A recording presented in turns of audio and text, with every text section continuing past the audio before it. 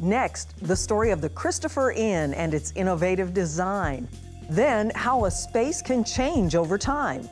And later, an unlikely friendship between an architect and a president.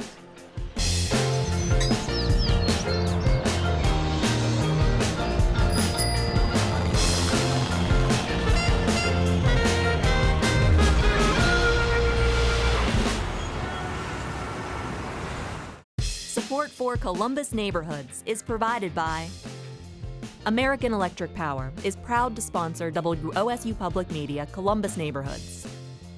Working together with our communities, we're committed to powering a bright, boundless future for us all. At Ohio Health, we believe it's important to have a healthy understanding of the world around you. That's why we're proud sponsors of WOSU Public Media and their work to educate, entertain, and inspire the people we serve. Bailey Cavalieri, your relationship with your law firm doesn't need to be complicated, it just needs to be right. And by viewers like you. Thank you.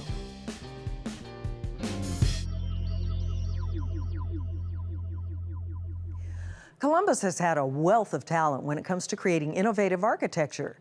Right after World War II, the Lustron Corporation produced prefabricated, enamel-coated steel homes that would defy weather, wear, and time. And many of them, like this one at the Ohio History Connection, have withstood time. Another innovative building in Columbus's history may not be around physically, but it sure has stuck in our memories with its distinctive circular features.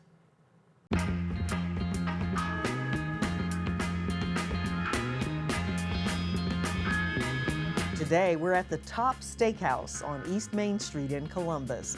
It's a true mid-century throwback where little has changed since the doors opened in 1955. Over the years, the Top Steakhouse was the place for Columbus movers and shakers to discuss business while enjoying a steak and a few martinis. This is the perfect spot to talk about the iconic mid-century hotel, the Christopher Inn. Built in the mid-1960s, this spectacular 14-floor cylindrical building was located on East Broad Street in the heart of downtown Columbus. To fill me in on the history of the Christopher Inn, I've invited Sarah Carlsberger, whose father and grandfather's company was Lewis Carlsberger and Associates, the architectural firm that designed the Christopher Inn. Also joining the conversation is Denise Ransom, daughter of Leon Ransom, one of the architects who worked on the Christopher Inn, and Bob Loversige, the current president and CEO of Schooley Caldwell, a local architectural firm founded in 1944 and still going strong today. Now, the Christopher Inn is a place that I didn't have the good fortune to actually see it while it was here, but listening to people talk about it, this was a place that had kind of a mystique to it. What kinds of memories do you guys have, especially with the family connection to the building? Sarah? It was somewhere that our family spent a lot of time. We would just pack up and spend the entire weekend there. Dad's office was close by, so he'd leave us at the hotel, and it was just a marvelous place and fun to explore. Denise, you have also a strong family connection to the Christopher Inn. What kind of memories do you have of being there or hearing about it from your dad? I remember from the beginning him talking about designing a round building. And maybe I was 4 or 5 years old. It's a hard concept. You're learning how to draw at that age. And buildings are square. And I had always seen his buildings square, rectangular. I visited a lot of the projects he worked on. So I remember when we went to the groundbreaking. I remember going over there when it was a hole in the ground, watching the cement pours, different stages of the interior coming alive, and then of course the opening. To me, was like watching a tree grow. That building had panache. It's the only one of its kind in Columbus. I came here as an architecture student about after maybe it had been built for 5 years, I think. So. It was one of the places we would visit just because it was different and it was contemporary. The round swimming pool and the lounge. Even the furniture was kind of integral to the design and vice versa. Many of the furniture items were round or chairs that spun. There was even individual sculpture in the room and wall hangings and tapestry and different interesting things that made it different than just a hotel room. Part of it was just such a departure from the traditional architecture that we were used to at that time. So the finishes were brighter and the lights were unique and there was lots of glass and aluminum. So it was a breakaway from the very staid traditional downtown hotels like the Great Southern would have been at that time, or the Deschler, which was still there. After the war, we kind of rejected a lot of the past and started building for the future, and this building was an example of that. Okay, it sounds like it was a fascinating place. And who would go there? Who stayed there? What kinds of people? I suspect it was a premier downtown hotel, so probably business people coming into town, government people coming into town. It was touted as being close to the airport even at that time, though really it isn't all that close. It was a fairly direct route to the airport. And of course the name, the Christopher Inn, was from St. Christopher, the patron saint of travelers. So it really was billed toward probably business folks, as you said, and people coming into town. But people that I talk to today, their remembrances, oh, I went to a wedding reception there, or we spent our honeymoon there. So it was something special to go and experience, not just somewhere to stay. It wasn't a huge hotel. It was only about 140 rooms or something like that, which is what today we would call a boutique hotel. And music was a part of it too. There was the round lounge downstairs, a sunken lounge where the Bob Allen Trio would play quite frequently, most every weekend. So that was part of it. Had entertainment value as well. You've got to show Yes. the picture Yes, yeah. of the plan to expand. There is going to be this huge addition with a rotating restaurant at the top, very similar to the Like a Space Space Needle. Needle in Seattle. Can you imagine if we had that today? It would be a real landmark. Yes, it would. I think it would have made downtown Columbus a completely different place. Yeah. This was actually a full-scale model that was probably 6 feet tall. I remember seeing that. Oh I yeah, don't remember it was where. huge. It was in the offices. Yeah. So that part never happened, but at any rate, they build this hotel. It's successful for a while. Then it starts to kind of go downhill. There were financial issues. I think that had to do a lot with downtown just being in decline at that time. I don't know that it was necessarily issues with the hotel per se, but people will tell you, oh yeah, they roll up the streets in downtown Columbus at 5 o'clock, and it was just very quiet. There wasn't much going on. I know the change in the economy, I mean, and the movement to the suburbs impacted downtown. Before I moved from Columbus in '78, Columbus was probably like a lot of other cities where downtown was being abandoned. Everybody give me a final thought on the Christopher Inn. If I won the lottery, I'd build it over again. Would you? Yeah, I've always said that, if there were a way, yeah. We can't afford to lose buildings that are that important to our city. We have to look around and say, look, this building made an impact. What we need to do is take a lesson from the fact that we lost the Christopher Inn, especially because it just became a parking lot. That's a tragedy. My lasting memory is happiness and sadness. At a very young age, I got to see the future, and I felt like I was, part of that Jetsons age. I got to see this is what we were going to grow up and see in buildings and interiors, and it was encouraging, but at the same time very sad, because when they told me that was no longer here, the first time I saw it, my heart hurt. Thank you, guys. Thank you.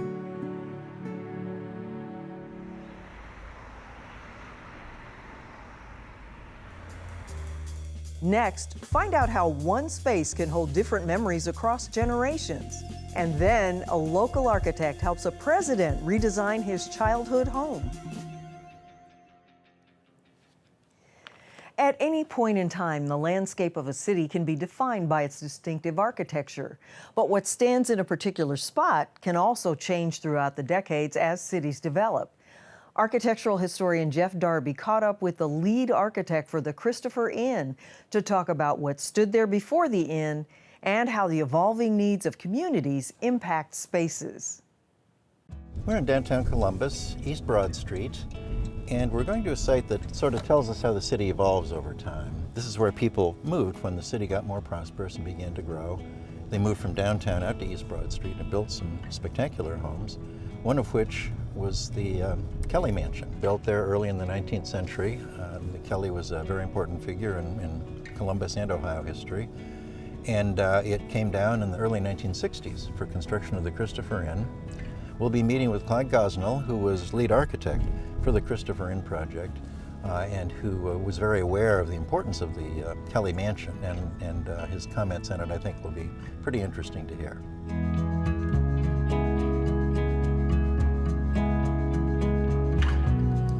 Hello, Clyde. Well, hello, Jeff. How are you? Good Fancy meeting you. Here on East Broad Street. How about that? Historic East Broad Street. 300 East Broad. 300 East Broad. Yeah. Well, and we're out at a historic part of town. Now, early on, people started to move out here after they came off Capitol Square when it started to get too commercial. Right. And one of the houses built was Alfred Kelly's Yes, his mansion right on this site. at Yes. 300 East Broad. He built that in the early 1800s. And he was an important figure historically. Very important figure historically. He was a prominent citizen in terms of supporting the community, growing the community, and he also funded state of Ohio for when they were about going bankrupt. Wow, there probably isn't an individual who would do that No, today. that- So that- Kelly was that's really unheard of. important. He had a wonderful house. Right. But that was a landmark, but it was replaced by another landmark, and that's where you came in. That's where I came in, and I tried to, my client was the Josephine Pontifical College. Okay. Monsignor Smink was the business manager. I worked with him, and I was designing a building on their site, and also I was designing doing the planning for their 300 acres there at what is now Campus View. Oh, of course. North up of Worthington. Sure, there on the far at north side, 270. right. He said to me, I'd like to build a high-rise motor hotel. And I said, oh, well, all right. He said, well, I have a property at 300 East Broad Street. And so I said, I'll go down and take a look at it. Yeah. So, and lo and behold, this brings me back to when I was a child. I remember the Veterans Memorial. That's right, because we're right near the Franklin County It's right adjacent Veterans to Memorial, which people might remember as the old COSI before it moved. Right. Dated from And- 1906. Yeah, and 80 years ago in 1940, I sold Dr. Pepper in there at the at the wrestling matches. And so I walked up here and looked at this site, and lo and behold, here's the Kelly Mansion that I remembered as a child. And I never saw that. It was gone by the time I came to Columbus. Yeah. It was built of stone. This was in 1961. Okay. So I came down and looked at the site, and I paced off the front here. It's 149 feet in width and 263 feet in depth. And I went home and compared that with my front yard, and it was just a little bit smaller. And you had to cram a hotel onto that And I site. said to Monsignor, you want to build a motor hotel on this site? And first of all, I said, you can't do that. We have the Kelly Mansion. He said, oh, we're going to move it. At that time, I was a young person, so I took his word for what it was. If I had it do over again, I would have been more persistent and tried to save it, because in that same period, 1960s, I was played a major role in saving the Ohio Theater Oh, of course. with a lot of other prominent people. I had some knowledge in how to do that, and I know other people tried to save it, but it was really a serious blow to me, because they didn't move the building, They removed it. they tore it down. Yeah. So one landmark went away, unfortunately, Yes. and never really got taken care of. Right. I understand pieces of it are kind of scattered around the state. Right. But then the Christopher Inn became a landmark in itself. Let's go deeper Yeah, into the let's- site. let's and walk into you the can site, talk more about look how around. it got developed. Okay, Lead great. the way.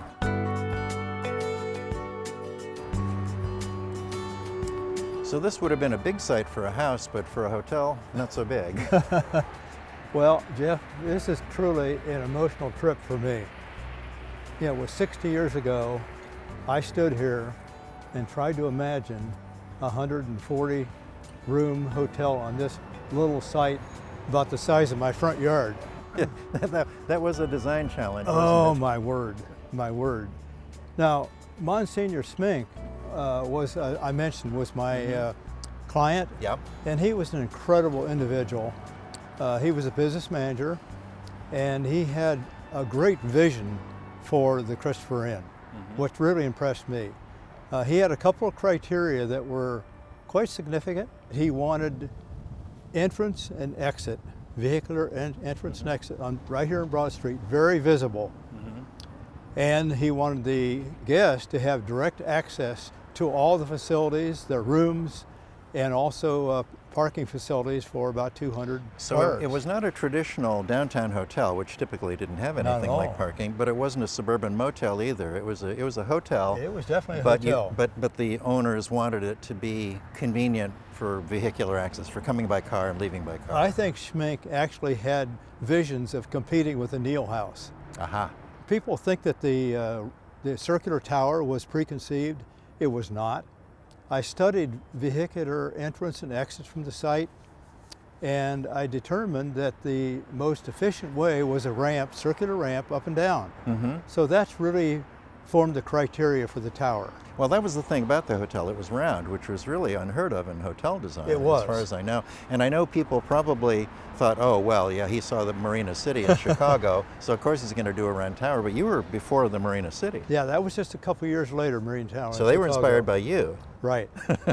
I had to seek procure the approval for this design from the Pope and the Vatican because the Josephina was under control of the Vatican. And that came fairly easily at that time, but 3 decades later, Monsignor Schmink received a message from I think it was Pope John Paul, advising the Josephinum that they had to divest himself of all real estate. So Schmink sold the property to an investor in Cincinnati. And they operated for a few years and did not take care of it, so it diminished in terms of maintenance. And towards the end of that decade, it was determined it was not feasible. So I understand for 30 plus years it was owned by the Catholic Church, Yes. operated by a hotel operator, but the ownership actually was the church. That's correct. And then the order came to divest. Well, Monsignor Schmink was quite an entrepreneur. That's a little outside the usual priestly a little out of activity. the usual. He was not the typical, but we had a tremendous relationship and confidence in each other. One of the requirements that he had was that I want this hotel completed in all regards, right up to the china, the silverware, the matchbooks, and I want you to hand me a key when it's completed. So there was nothing left to chance. It was a complete design, as you say, down to the matchbooks, the keychain. And all of as a that. matter of fact, here's my design for the matchbooks. Well, let's see here. The Christopher Inn. Yeah, there it is. Well, it was a true landmark, and it lasted until, what, the late 1980s, is that right? That's correct. That's right. And we're standing on the site, and the Right. site hasn't been fully developed. It's a parking lot. Sadly, it is. Now, in retrospect, if the Kelly Mansion was still here, that could be a fabulous museum for the city of Columbus. It really could. And the Christopher Inn could have been placed anywhere else on Broad Street. Yeah, it really could have. There were lots of locations. There were a lot of sites available in that time. It shows you how decisions by individuals often have Yeah. a big role in shaping the city. I compliment you for wanting to share this historic legacy of these two lost landmarks. I'm kind of shedding internally a tear because I think I could have been more assertive to help preserve these facilities. Well, I know what it's like to lose important landmarks, but fortunately we have a lot of successes too. And thank you for coming out and talking about this and helping us understand how the city changes over time. Thanks so much. Yeah, again, I compliment you. Thank you. For what you do.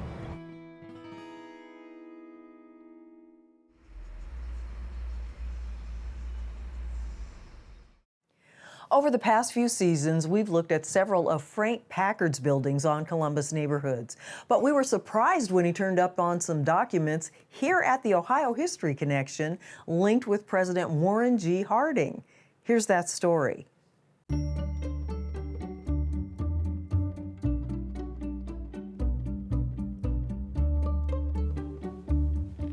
Hi, Barb. Hi, Brent. How are you today? I'm doing great.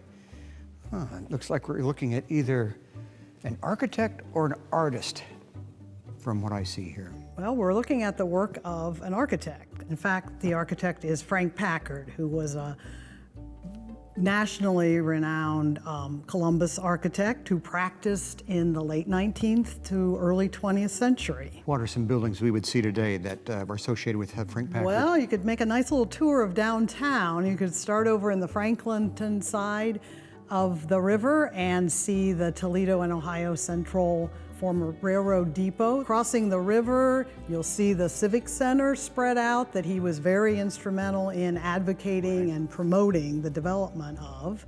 And then downtown, high-rise buildings, skyscrapers, and also the Seneca Hotel. These are buildings we see every day when we're downtown and out and about in Columbus. I don't recognize these structures as being in Columbus. What are we looking at? Well, they're not in Columbus, and this is the fascinating piece. As I've researched Packard's architecture and his career, I came across this document in our collections, and it is a personal account of a trip that Frank Packard and members of President Warren G. Harding's family made in May of 1923 from Columbus to Blooming Grove, which was the location of his birthplace and where he grew up.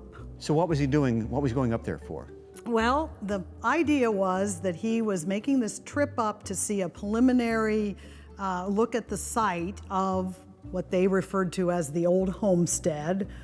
And the idea was that once the Hardings left the White House, that they would return to Ohio, and in Blooming Grove, Morrow County, the plan was to recreate Harding's birthplace, the old homestead, and then also build what looks to be a colonial revival looking house on the property that would be a retirement home for the Hardings.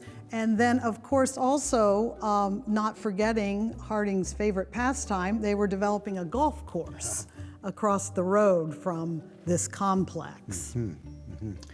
You found some interesting correspondence, I think, between Packard and Harding. Well, this report that Packard wrote, again, it is really, you can tell it is written by an architect. It is so filled with such power of observation and attention to detail. It starts out by saying it was a delightful, bright, sunshiny morning, the 14th day of the beautiful month of May, with the soft, balmy breeze out of the west, with all nature unfolding. It's pretty descriptive. Right. Went on to say, in the car, the motor fit and purring softly, seemingly anxious to carry us to the homestead of our president. Tell us what these photographs are. Well, these are photographs presumably taken by Frank Packard, and they show the house and farm buildings that were located on the Harding land in May of 23 when they visited. And of course, then the drawings and the rendering is what they were planning to recreate and build new. This is 1923. It's a significant year for both of these men.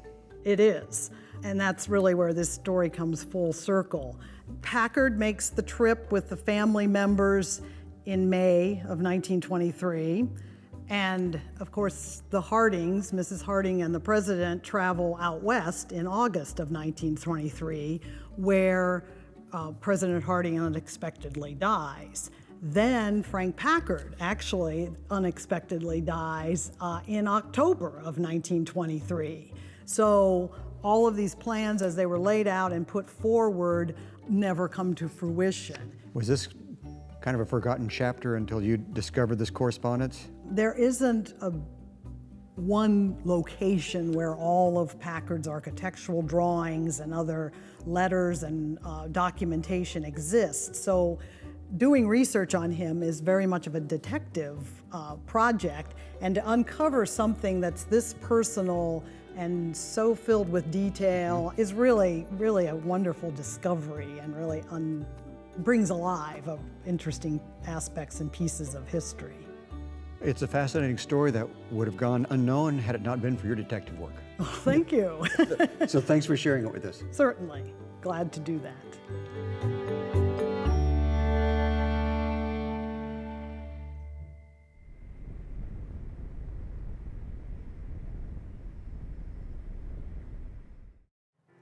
Thanks for being with us. And remember, you can catch all of our episodes on columbusneighborhoods.org. Plus, see our stories on the WOSU mobile app. And you can follow us on Facebook, Twitter, and Instagram. We'll see you back here next week on Columbus Neighborhoods.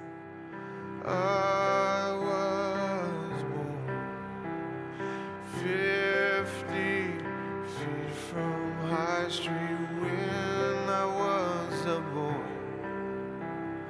I carried the dispatch in the freezing winters and hottest summer. Support for Columbus Neighborhoods is provided by American Electric Power is proud to sponsor WOSU Public Media Columbus Neighborhoods. Working together with our communities, we're committed to powering a bright, boundless future for us all. At Ohio Health, we believe it's important to have a healthy understanding of the world around you. That's why we're proud sponsors of WOSU Public Media and their work to educate, entertain, and inspire the people we serve. Bailey Cavalieri, your relationship with your law firm doesn't need to be complicated, it just needs to be right. And by viewers like you. Thank you.